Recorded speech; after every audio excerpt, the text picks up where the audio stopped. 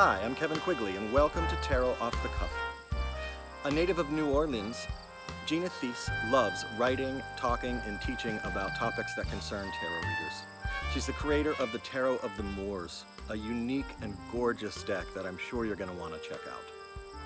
Hello, tarot lovers. This is Gina Thies, and I am here with an episode of Tarot Off the Cuff. So what I'm going to be doing today is pulling a card from my deck, which is Tarot of the Moors. And it's a deck I'm pretty excited about. And the card off the top is the Chariot. Hopefully you guys can get a really good look at this. And the Chariot card, in terms of adventure, to me, it talks about control, right? And it also talks about being a champion. And where we are right now, certainly you can say that heroes, champions are very, very much a focus. If you're watching this at a much later time, this video is done during the coronavirus or COVID-19 pandemic that is affecting the world right now. And so one of the things I always try to point out in terms of doing a tarot reading is about making the querent, otherwise known as the seeker, the hero of their own journey, the hero of their own story. In the process of doing a reading, whether you are reading for yourself or for others, or in terms of looking for solutions, insight, those insights are always or should always be inclusive of a person's ability to self-generate answers. And so in a reading, when this card shows up for me, I look at what a person is trying to control in their lives, what they're trying to add to in their lives. It tells me how they're possibly are being pulled in two different directions in trying to maintain control. And so looking for a win-win type of situation. The Chariot is typically illustrated with, say, for instance, in your Rider-Waite deck. And I've mentioned that because it is one of the most referenced decks in our current tarot history. So it's the Rider-Waite Smith deck, are called RSW.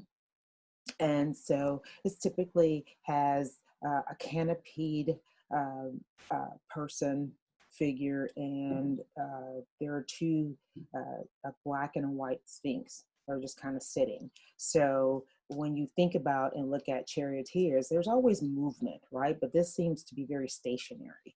And so you will see the figure sits in sort of a cube, and the canopy represents covering, of course, and it's usually starred.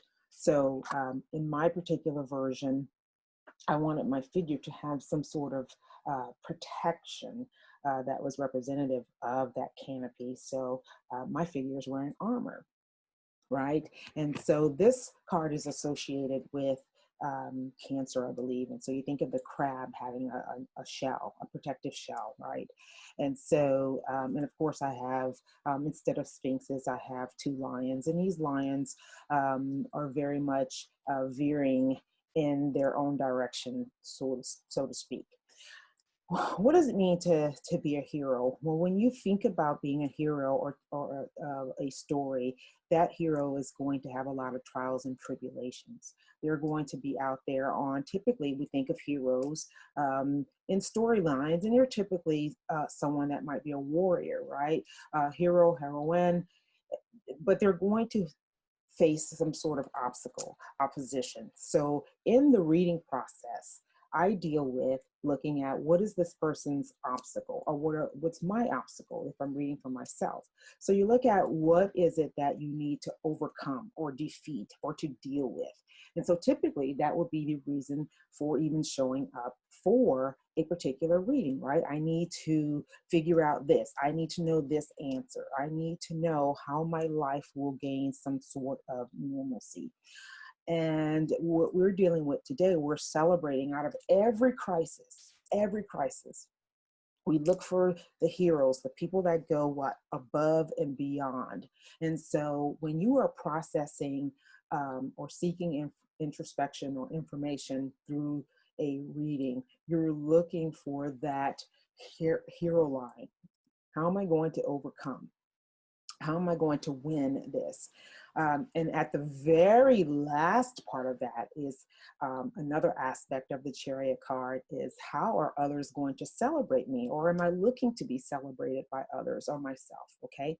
And so when you are looking at being the hero of your own story, your own solution, how do you come to generating that? So I look at and ask, maybe through other cards that I'm going to lay out, because typically in a reading, there's all kinds of ways to arrive at the insight that you're trying to come up with.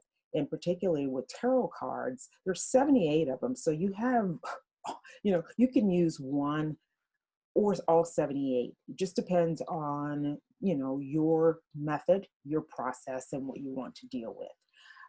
I consider myself sort of a loose, old-fashioned reader, whereas my spreads, my cards, my readings are not necessarily structured by a particular type of spread where it's like, okay, I'm going to lay out 6 cards, and each of those cards are going to represent a specific, each position that it lands in represents some sort of focus. I kind of like to do what's just a storyline. I let the cards tell me the story. It doesn't really matter. Now, it doesn't mean that I don't use specific spreads. I use spreads particularly when I'm doing email readings, just because it helps to hone in the conversation points. It's more structured in an email reading, but in my phone readings or person-to-person, one-on-one readings, I tend to just kind of flip cards, and sometimes I will say this represents a person A or person B. In the Chariot, though, we're looking for what's moving and not moving at the same time. So you may want to say, okay, this is where you are, this is where you aim to go. And so what would a hero do in this particular circumstance? Is it dealing with its adversary, their adversary? What is that adversary? So say, for instance, let's just say you are dealing with a relationship question, and the relationship question boils down to, I don't know if this relationship has a future, right? And I don't know if this person, typically it's like, what are they thinking? In a relationship question, it's never, a person rarely focuses on what they are wanting to do or how they want to make the relationship work. They all just typically know they're in a situation where their lives are getting ready to be different and not normal. And so, I'd love to hear some feedback around this. Kevin will have a way of, this is going to be something where we can actually receive some feedback at some point.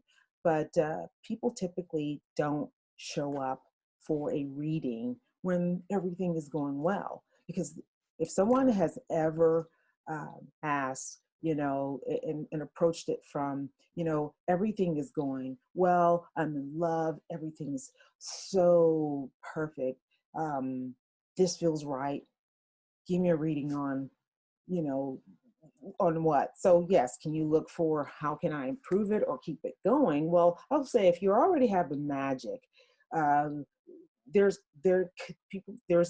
such a thing as improvement, but there's also a thing that we say, if it ain't broke, don't fix it. So, or don't fool with it. Allow yourself to grow. Relationships and as social creatures, we always run up against something. But typically, it's like, is this going to move forward? Is there a future? What's the future going to be? Is it all going to work out? Everybody's looking for their space of normalcy.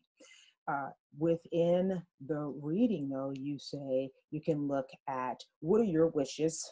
How are you aiming to be the hero? How can you be a hero? Can you do that by stop trying to be so controlling, for instance? Maybe the card may point to maybe you're too hands-on. Maybe you're trying to control. Maybe you don't allow for communication. Maybe you're afraid with their biggest fear is that you don't want to lose control. And so at some point, a hero has to know when they've been defeated, when to back off, or when to go back and strategize and plan. So see, these are some of the things you want to address in the course of a reading. Just saying, hey, I feel like I'm trying to be in control and being pulled in two different directions. I don't like what's going on, and why can't they see my point of view? And so you have to always flip all sides in seeing which is being pulled.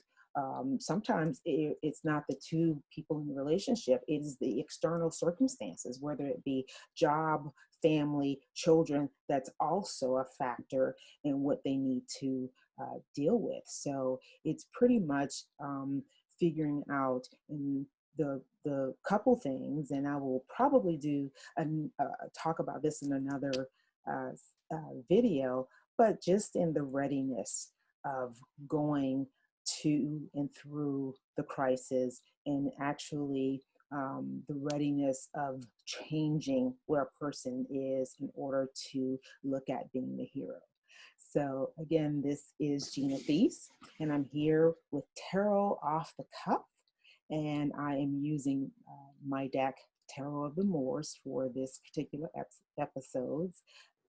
Hey, this is Kevin. Hi, this is Nooch. Thanks for watching.